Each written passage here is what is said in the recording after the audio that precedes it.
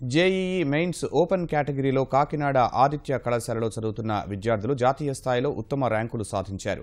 ఎన్ ధరణి శ్రేయన్ 323 మార్కులతో 66వ rank, yes Ramprakash 311 మార్కులతో 173వ rank సాధించారు. ఆదిత్య సంస్థ విద్యార్థులకు 200 లోపు 15 ర్యాంకులు వచ్చాయి. తల్లిదండ్రులు, గురువుల ప్రోత్సాహం వల్లే ఉత్తమ ర్యాంకులు సాధించామని ర్యాంకర్లు తెలిపారు. జీమెయిన్స్ ఆల్ ఇండియా జీమెయిన్స్ ఎగ్జామినేషన్ 2017 రిజల్ట్స్లో ఆదిత్య మళ్ళీ కోస్తా జిల్లాలలో నెంబర్ 1గా నిలిచింది.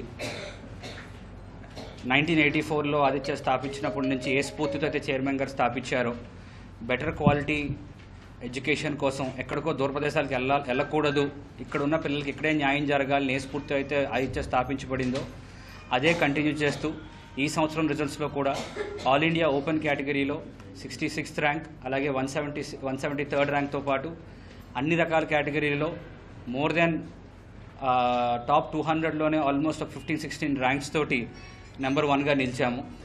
నాకు ఆల్ ఇండియా 66 వచ్చింది. దీనికి నేను చాలా ఉద్వేగపూరితమవుతున్నాను. ఇది నేను సాధించిన కృషికి ఫలితం అని భావిస్తున్నాను.